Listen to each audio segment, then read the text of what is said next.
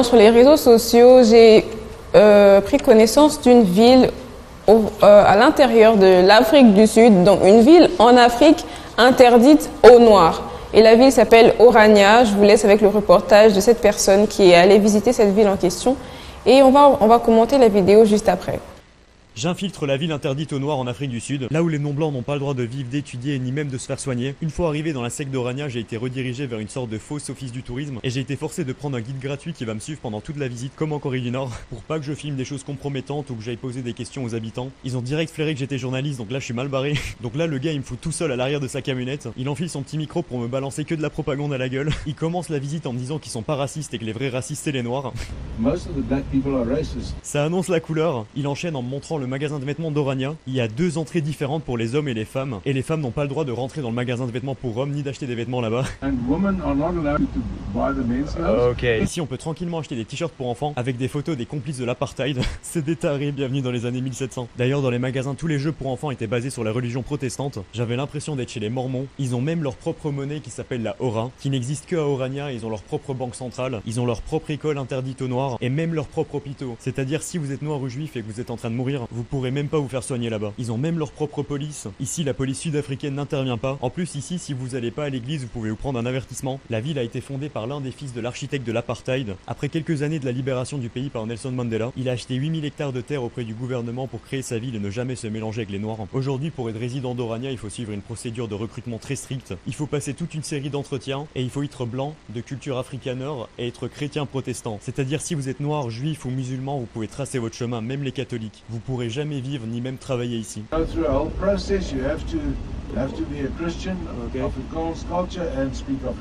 J'ai infiltré cette ville en changeant mon prénom et en me faisant passer pour un gros raciste pour gagner la confiance de mon guide et pouvoir explorer cette ville tout seul. Et ça a l'air de porter ses fruits.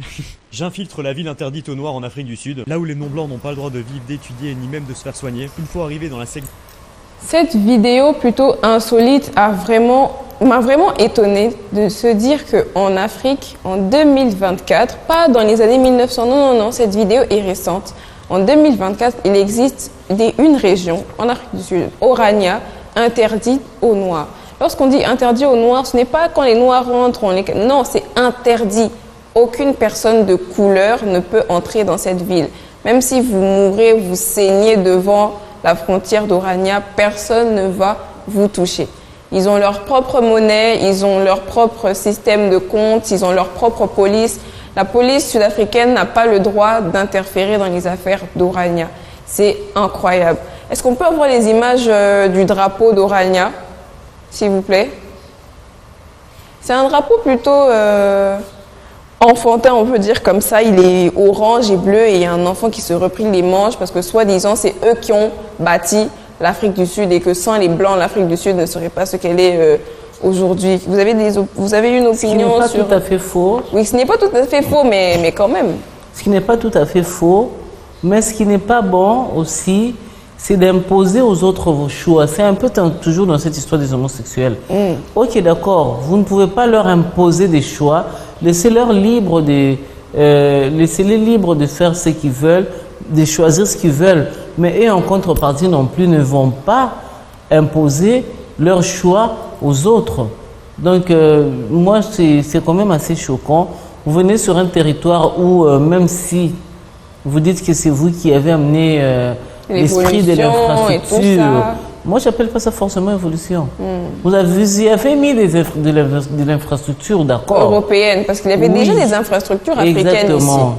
Mais aller jusqu'au niveau de faire ce qu'ils font, interdire et tout, je pense que à un moment, ça finira pas parce que c'est important et qu'il faut de l'hégémonie et tout ça.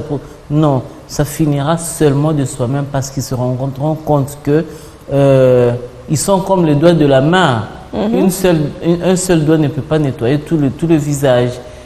Et puis en plus, c'est aujourd'hui en 2024 parce qu'on ne sait pas les arrêter, peut-être parce que économiquement ils ont des contributions fortes, peut-être parce que sur le plan des infrastructures ils ont quelque chose à dire, mais en réalité ils finiront par tomber. Oui. Pas parce que le noir on doit avoir pitié de lui, non. Non, mais... Non, C'est très difficile de vivre enclavé comme ça. Ouais, généralement, les sociétés enclavées et toujours solidaires, on va dire. Parce que qu'on le veuille ou non, aujourd'hui, dans ce qu'ils font, il y a toujours un noir dans un fond. Même sur l'importation, même là où ils vont aller pour... Mais parce que les autorités... Même les véhicules qu'ils utilisent, est-ce qu'ils sont sûrs et certains que toute personne qui a contribué... Voilà, il n'y a pas un noir dedans. En fait, c'est là que je veux en arriver, en fait. Mais les Lesotho se trouvent au milieu de l'Afrique du Sud. C'est un pays et indépendant, en fait, aussi. Et il n'y a que de noirs, majoritairement. Malheureusement, j'ai l'impression que nous ne nous vendons pas suffisamment bien. Il faut aussi que, un peu comme les LGBT, que les noirs aussi commencent à créer des mouvements de manière particulière. De manière à dire que vous êtes chez nous, vous devez respecter quand même... Oui, parce que le plaisir de ces climats qu'ils ont, et spécifiquement au sud de l'Afrique, à la base, on ne peut pas trouver des blancs. Pour pas dire que c'est impossible, initialement, en termes de souche, on ne peut pas trouver de blancs. Donc si on marche, ne fût-ce que sur cette base-là, ok, d'accord, si vous ne voulez pas, prenez vos infrastructures, partez avec. Vous ne partirez pas avec. Donc, il faut qu'on puisse s'accorder. Ils finiront par tomber, ils laisseront. Parce que déjà, si ça prend la toile, ça veut dire qu'eux feront la promotion. Mais en même temps, ça prend aussi la toile, il y aura aussi contradiction. Oui, il y a de nombreuses personnes vont sûrement commencer des associations pour bannir Orania et ce genre de choses. Ça devrait vraiment avoir lieu parce que ce n'est pas normal. Vous êtes chez nous et vous créez, vous acquérez une grande surface de terre et vous nous interdisez l'accès à cette terre, notre terre, la terre de nos ancêtres. C'est pas normal. C'est vraiment très choquant. Donc, je vous invite à faire des recherches aussi personnelles parce qu'il faut faire des recherches dans la vie. N'attendez pas seulement d'apprendre d'ailleurs. Orania, ça s'écrit comment? C'est quelque Orania, chose que je O-R-A-N-I-A. Orania, okay. Oui. De quel côté? Au sud ou bien au centre ou bien au nord de l'Afrique du Sud? L'endroit n'est pas spécifié dans la vidéo et ni dans les recherches que j'ai trouvées. Je ne sais pas si c'est de se cacher ou bien, bon, peut-être... Parce que de toutes les façons, il y a aussi une déclaration universelle des droits de l'homme. Bon, c'est vrai, pour moi, je trouve que beaucoup de choses sont dépassées. C'est vraiment du slogan parce qu'il y a quand même beaucoup de populations qui se sont utilisées jusqu'à présent. Mais ça ne reste, c'est vrai, pas des slogans à 100%. Mais ça reste plus des slogans parce que quand on rencontre des espaces comme ça, aujourd'hui, dans le monde actuel, c'est quand même assez bizarre. Les gens peuvent se dire que le père fondateur a acheté ces terres, donc il a le droit de faire ce qu'il veut de ça, mais pas vraiment en fait. Pas vraiment, ce n'est pas normal de prohiber un accès à des personnes juste à cause de leur couleur de peau. Oui, mais c'est grave aussi parce qu'il y avait aussi un moment, seulement dans l'Afrique du Sud, là, où on pouvait écrire interdit aux noirs et aux chiens. Ah oui, hein, ce qui est assez grave en fait. Mais ça a eu lieu à un moment donné. Mais après, on s'est rendu compte que nous sommes la seule communauté de la création.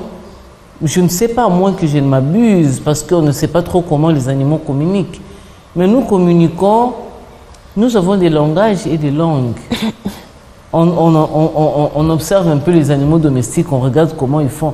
Moi, je ne sais pas si ça veut dire beaucoup de langues ou beaucoup de langages, peut-être comment eux nous perçoivent, je ne sais pas trop. Mais en tout cas, nous sommes apparemment la seule communauté capable de transformer notre environnement.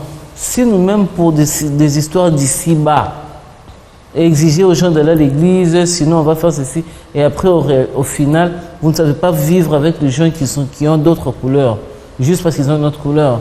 Je sais que vous êtes primitifs. Voilà. C'est vraiment ça le mot en fait. Les gens d'Orania essayer d'évoluer vraiment au niveau mentalité. On va passer à la vidéo suivante aussi qui a suscité beaucoup de réactions sur les réseaux sociaux. On voit la rappeuse artiste américaine Nicki Minaj qui arbore fièrement le drapeau congolais à l'Afro Nation. L'Afro Nation est un festival de musique africaine, afro, au Portugal. On va regarder les vidéos, on commente la vidéo après.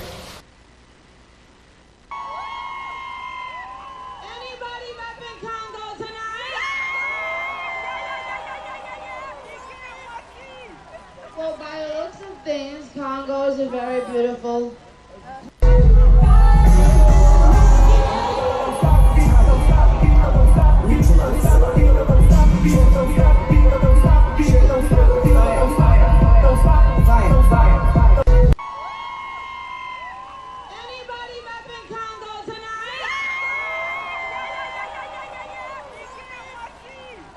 Well, by the looks of things, Congo is a very beautiful place. Donc cette vidéo, on sait tous que les Congolais, dès qu'ils voient un étranger avec un drapeau, automatiquement, ils doivent lui donner la nationalité. Donc maintenant, Nicki Minaj n'est plus Nicki Minaj, maintenant c'est Nicole Mujinga. C'est maintenant une citoyenne congolaise. Cette vidéo a quand même fait plaisir au cœur parce que même si elle n'a pas forcément parlé de la situation sécuritaire qui se passe à l'est de la RDC, le fait que ce soit une personne connue, il y a beaucoup de gens qui ne connaissent pas l'existence de la RDC. Le fait que Nicki Minaj soit une personne aussi autant sous les feux des projecteurs va faire que les gens vont se demander c'est le drapeau de quel pays. Et lorsqu'ils vont forcément chercher la RDC, ils verront ce qui se passe à l'est et ça permet de mettre la lumière quand même sur ce qui se passe à l'est du pays. Cette vidéo, on peut voir que ces images sont les images du festival Afro Nation, qui est un festival, un événement musical international qui célèbre la culture africaine et la diaspora africaine à travers la musique. Comme on disait plus tôt, le foot et la musique réunissent vraiment les peuples. Organisé dans de divers endroits emblématiques à travers le monde, Afro Nation propose une programmation variée incluant des artistes de renom issus du continent africain ainsi que la diaspora, couvrant des genres tels que l'afrobeat, le dancehall, le reggae, le hip-hop et plus encore. Donc voilà, c'est tout pour ça parce que c'était juste histoire de vous montrer ce que j'avais vu sur les réseaux. On va passer à la troisième vidéo aussi qui est intéressante sur la liberté financière. On la regarde juste maintenant. Les femmes ne s'en rendent pas toujours compte. C'est-à-dire que les femmes, quand elles sont mariées et qu'elles ne travaillent pas, donc dépendantes totalement économiquement du mari, ont l'illusion, je dis bien l'illusion, qu'elles ont un pouvoir. C'est comme les femmes bourgeoises, si vous voulez. Elles croient qu'elles ont une voiture, des visons, des bijoux, alors qu'en fait elles sont la vitrine de représentation du mari. Et tous les pouvoirs qu'elles tiennent, elles les tiennent par procuration, par délégation du mari. La meilleure preuve, c'est que quand il arrive un problème dans le couple, et quand le mari ou la femme, tous les deux décident de se séparer, la femme qui n'a jamais travaillé découvre brusquement qu'elle n'a rien. Et ça limite singulièrement sa liberté même de se séparer. On peut difficilement condamner une femme de 45 ans ou de 50 ans qui acceptera n'importe quelle situation, même les plus humiliantes de la part de son mari, et qui ne divorcera pas, qui ne se séparera pas de lui parce que tout simplement, économiquement, elle dépend de lui, elle ne peut pas à ce moment-là trouver du travail ou se recycler. Alors je pense que les rapports dans le couple sont meilleurs si aucun des deux ne dépend de l'autre. Moi je prétends même, je vais jusqu'à prétendre que les femmes économiquement indépendantes doivent faire mieux l'amour que les vôtres. Parce que précisément elles se sentent totalement libres dans ce rapport qui n'a de sens que dans une totale liberté. Les femmes ne s'en rendent pas toujours compte. C'est-à-dire que les femmes, quand elles sont mariées et qu'elles ne travaillent pas, donc dépendantes totalement économiquement du mari, ont l'illusion, je dis bien l'illusion, qu'elles ont un pouvoir. C'est comme les femmes bourgeoises, si vous voulez. Elles croient qu'elles ont une voiture, des visons, des bijoux, alors qu'en fait elles sont la vitrine de représentation du mari. Et tous les pouvoirs qu'elles tiennent, elles les tiennent par procuration, par délégation du mari. La meilleure preuve, c'est que quand il arrive un problème dans le couple, et quand le mari ou la femme, tous les deux décident de se séparer, la femme qui n'a jamais travaillé découvre brusquement qu'elle n'a rien. Et ça limite singulièrement sa liberté même de se séparer. On peut difficilement condamner une femme de 45 ans ou de 50 ans. La vidéo a tout dit. La liberté financière est la base même d'une relation stable. Il ne faut pas dépendre nécessairement de son homme financièrement parce que c'est très dangereux. En cas de désaccord, lorsque vous aurez 40 ans, 50 ans, vous serez contraint de rester parce que vous ne possédez rien en fait. Vous vous rendez compte qu'au bout de toutes ces années, c'est lui qui avait tout et vous n'avez rien. On n'a malheureusement pas le temps de commenter cette vidéo davantage. On va tout de suite passer à la rubrique suivante.